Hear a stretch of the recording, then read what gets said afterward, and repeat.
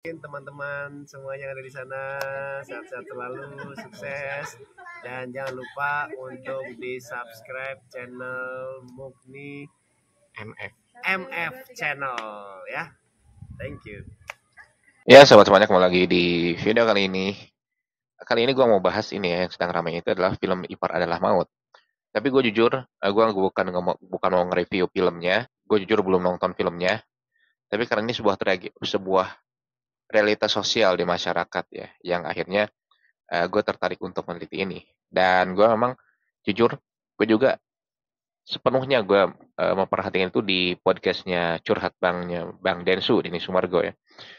Jadi Ipar Adalah Maut ini bercerita tentang seorang seorang ya sepasang yang sudah menikah yang bahkan punya anak ya, tetapi karena berselingkuh dengan iparnya sendiri, katakanlah kayak gitu. Makanya disebut ipar adalah maut. Perselingkuhan seperti ini, ya katakan gue bilang memang marak ya marak juga. Perceraian juga marak, nggak usah ditanya lagi, kita tiap hari mendengar perceraian gitu ya.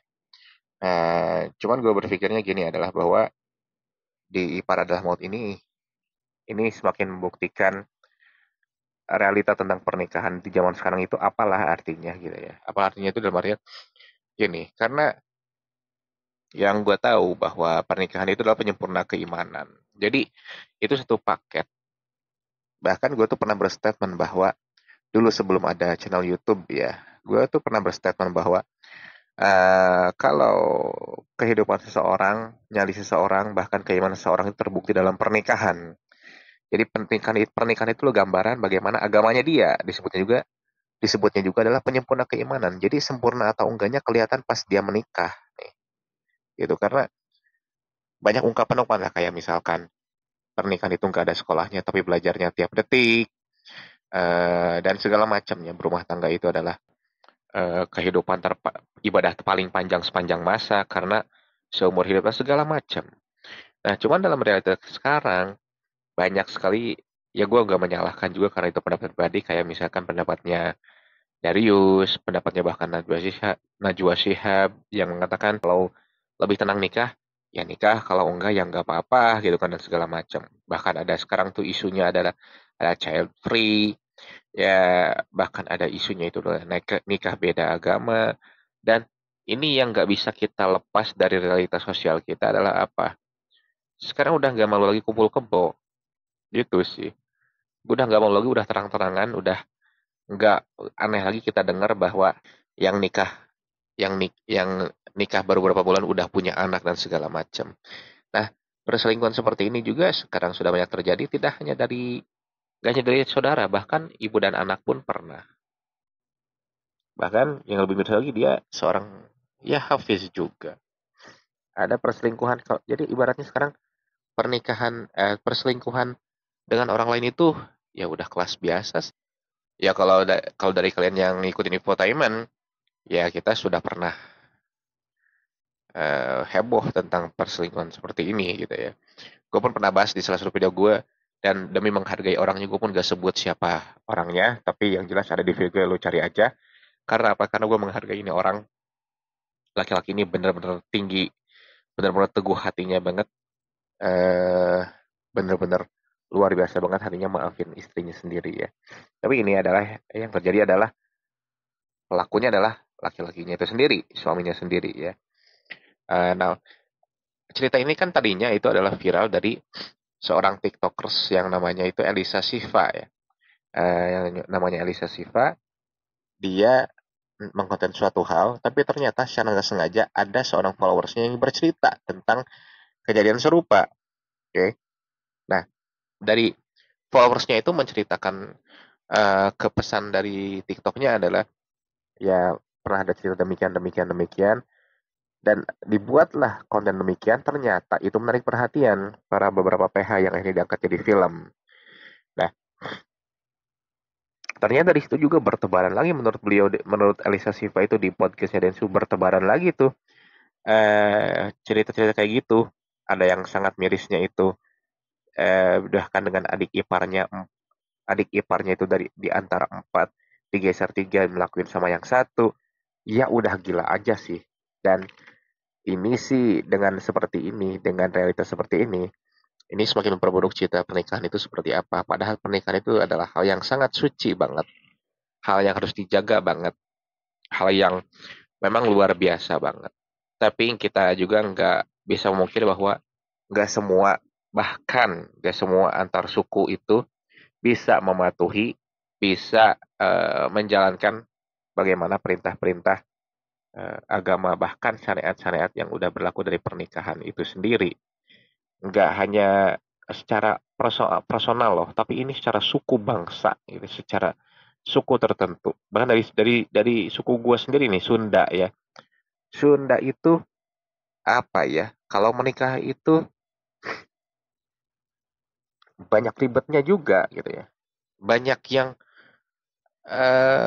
berbenturan juga dengan aturan Islam itu sendiri. Gue jujur ini dari suku gue sendiri. Kalau bahkan kalau dalam segi karakter ya, gue bilang kalau orang Sunda yang mohon maaf di pedesaan itu jauh dari kata cocok kayaknya jauh dari kata cocok tentang ngomongin pernikahan gitu ya, jauh dari kata cocok. Kenapa? Karena orang Sunda itu em, selalu mengarahkan atau selalu mengklaim bahwa ya ini punya gue dan segala macam. Nggak, jarang sekali yang menyadari bahwa ya kita itu cuma titipan dari Allah dan segala macam. Jadi jarang banget diambil dari sisi spiritualitasnya. Tapi nggak semua, gue bilang nggak semua ya. Sundanya itu Sunda yang di perkotaan, kayak misalkan di Bandung gitu ya, atau di daerah mana Bogor lah. Pemikirannya udah terbuka, ya menerima pernikahan juga dengan pemikiran yang terbuka juga, bahkan dibuka dengan pemikiran berdasarkan agama. Tapi kalau di pedesaan ya mereka mesti mempertahankan nilai tradisional yang sangat teguh, jadi ya cukup sulit. Nah, bahkan ini daerah gue itu nilai perceraian itu sangat tinggi banget itu. Itu dalam 1 bulan tuh bisa ribuan pasangan ada pengajuan berkas perceraian.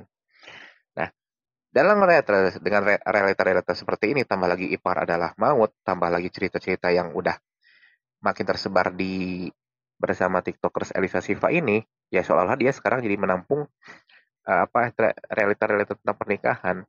Dan gue nggak heran ke depannya makin banyak orang yang takut bakal dengan menikah gitu. Ada teman gue sendiri yang berbicara gini. Dulu ketika orang tua gue bercerai katanya gitu. Gue nggak ngerti kenapa gue bisa bercerai. Tapi ketika pas gue menikah, oh ya gue ngerti sekarang katanya. Nah, sampai segitunya. Artinya pernikahan ini tidak lagi disadari sebagai sebuah ikatan suci yang harus saling dijaga gitu. Maka sehingga akhirnya ketika uh, ada orang yang masuk, ada orang yang mewujudkan apa yang dia mau, entah itu dari pihak perempuan atau dari pihak laki-laki, oke, sikat habis deh gitu ya.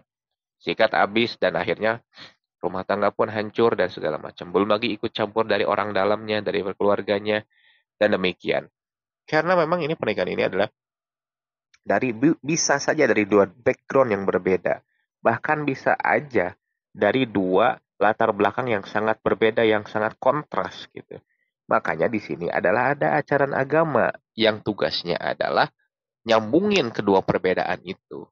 Cuman berapa banyak yang paham akan agama atau berapa banyak yang mau diarahin ke dalam hal agama, nah itu permasalahannya.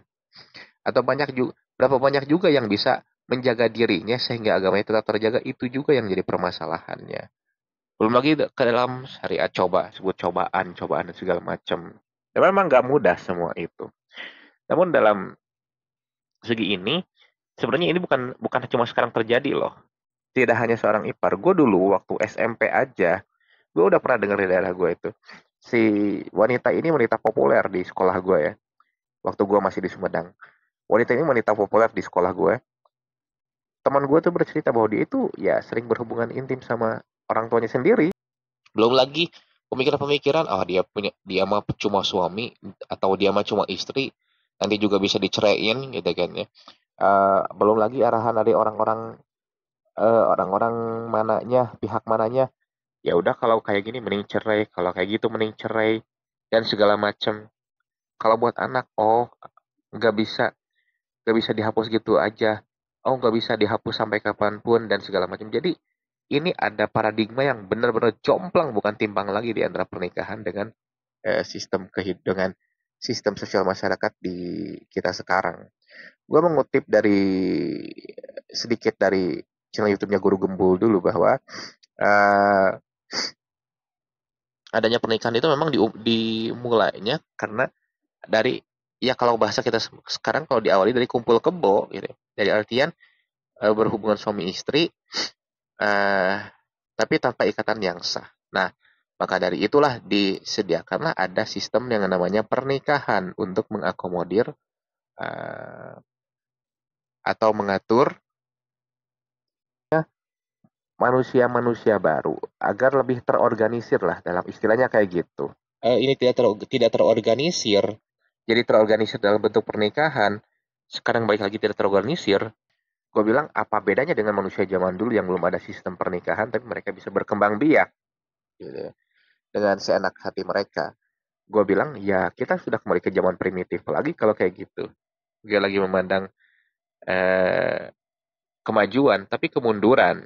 Kalau memang nanti pada saatnya nanti eh, pernikahan itu akan dipandang sebagai suatu hal yang bahkan dipandang buruk, bahkan dipandang sebagai hal yang eh, sebaiknya nggak usah deh kayak gitu ya. Ya ada istilahnya sekarang takutnya salah pasangan dan segala macam, takutnya jadi ini itu. Ya kita itu kadang-kadang jadi pemikir yang kebablasan gue bilang. Seolah-olah kita bisa memperkirakan dari A sampai Z-nya. Nah, apalagi dalam realitas seperti ini, ipar adalah maut. Bahkan ada juga yang terang-terangan di daerah Indonesia Timur sana, gue lupa lagi daerahnya. Karena saking sayangnya orang tua itu, ibunya itu ke anaknya takut memilih pasangan yang salah, wanita yang salah, dia sendiri yang nikahin anaknya, ini kan tambah gila gitu kan gue bilang. Ini tambah gila dan apa-apaan lagi ini gitu. Nah, dari ipar adalah maut ini kita bisa menarik pelajarannya bahwa ya itulah sebesar itulah godaan pernikahan itu. Sebetulnya apa ya, kalau dipahami dalam pernikahan itu ada yang disebut dengan saudara mu'abad dan saudara mu'akot. Ini juga mungkin gak semua orang tahu. Saudara mu'abad itu ya saudara kandung kita. Singkatnya kayak gitu. Nah, saudara mu'akot ini apa? Saudara yang memang terikat dalam suatu pernikahan. Kayak gini, gue punya istri gue misalkan punya adik atau punya kakak. Nah, adiknya dia itu sama dengan kakak kandung gue juga. Nah, itu yang nggak mudah dipahami oleh semua orang. Itu yang disebutnya saudara muakkad gitu kan. Maka dari itu, kalau misalkan mau poligami juga, misalkan bini gue itu punya adik atau kakaknya cewek juga misalkan. Kalau makanya kalau gue mau nikah lagi ya nggak bisa dengan kakak atau adiknya juga karena itu derajatnya sama dengan kakak atau adik gue sendiri, adik kandung, saudara kandung gue sendiri, gitu kan. Itu yang disebut ada istilah saudara muakot gitu.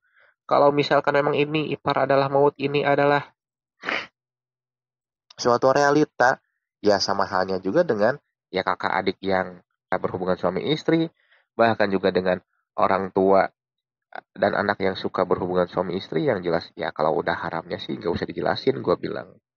Jadi memang ini hanyalah salah satu realitas sosial yang ada. Hanya saja karena memang ini itu ranahnya pernikahan seolah-olah lebih sensitif. Kenapa? Karena pernikahan itu adalah suatu hal yang mudah diputuskan zaman ini ya. Yang mudah banget diputuskannya. Coba kalau misalkan dengan saudara yang jadi bahasannya. Ya kan sampai sini. Karena apa? Ya karena ada pemikiran itu. Mau gimana pun itu saudara gue. Mau gimana pun itu adalah ya katakanlah keluarga gue, bukan mau gimana pun itu adalah orang tua gue. Tapi kalau udah menikah, ya kalau dia gak betah, ya tinggal cerai aja. Ya kalau nggak betah, kalau kayak gini ya mending cerai aja. Jadi artinya ibaratnya justru sekarang terbalik. Pernikahan itu disamain sama pacaran. Gue bilang. Pernikahan itu bisa main dengan pacaran yang mudah banget dicerai-ceraiin. Sementara kalau kita pacaran, coba deh, kalau kita sadari ya, seberapa seberapa mati-matian itu pasangan yang yang mau mempertahankan hubungannya gitu kan. Tapi dalam pernikahan, kayak gini, udah cerai aja deh.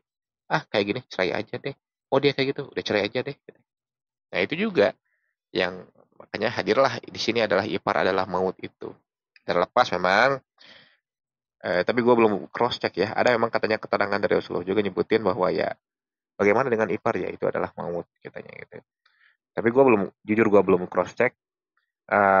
Cuman yang jelas memang rentan terjadi kalau nggak perselisihan, ya kejadian seperti ini dengan ipar itu karena meskipun memang bukan saudara kandung, tapi kan rentan kayak hidup bersama, ya karena ada kakak saudaranya jadi harus mau tidak mau tinggal dengan pasangannya juga dan segala macamnya. Jadi realita seperti itu tanpa gua mengesampingkan tragisnya cerita ini cerita yang sangat tragis, realita yang sangat tragis gua bilang.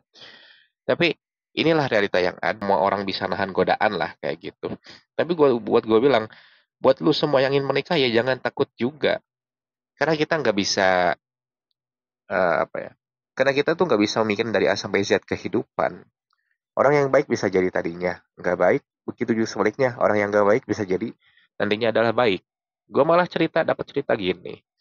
Dia itu ya katakanlah si amang-amang lah ya, yang dia buka usahanya itu adalah semacam kayak nasi goreng lah kayak gitu. Nasi goreng, lalu apa nasi uduk dan segala macam. Dia tuh bercerita, gue tuh dulu katanya bandel sebandel-bandelnya. Tapi ketika gue menikah, gue malu sama mertua gue. Kenapa? Karena mertua gue itu baiknya minta ampun. Kenapa? Karena gini, dia itu husnuzon ke gue. Bapak gue tuh udah cerita ini anak nih bandelnya luar biasa. Tapi kata mertua gue, biarin aja. Siapa tahu nanti kalau udah menikah dia jadi baik. Di situ gue malu soal maunya. Bahkan tidak pernah ikut campur sekalipun terhadap pernikahan gue. Makin malu lagi gue. Karena gue menilai di situ baiknya mertua gue. Jadi baik atau buruk itu ya kebaikan lah ya. Jadi baik itu bisa datang karena hidayah dari Allah, dari Tuhan.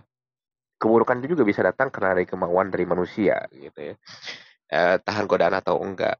Ya gue ngomong ini justru memang gue lebih bertanggung jawab atas apa yang gue perbuatin ya.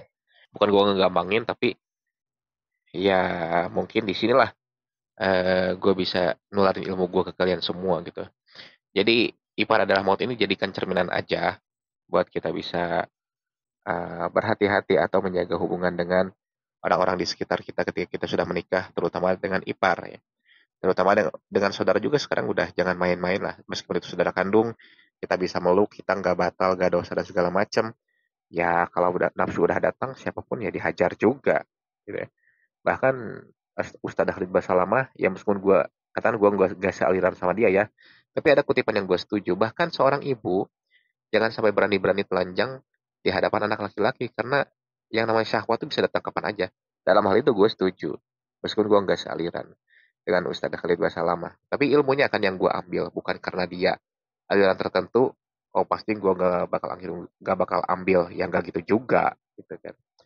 Jadi apalagi kalau masalah anak, apalagi masalah pernikahan, pasangan, ya makanya disinilah kita agama itu ada, agama itu hadir, agama itu digunakan agar kita terlindung. Mohon perlindungan terus.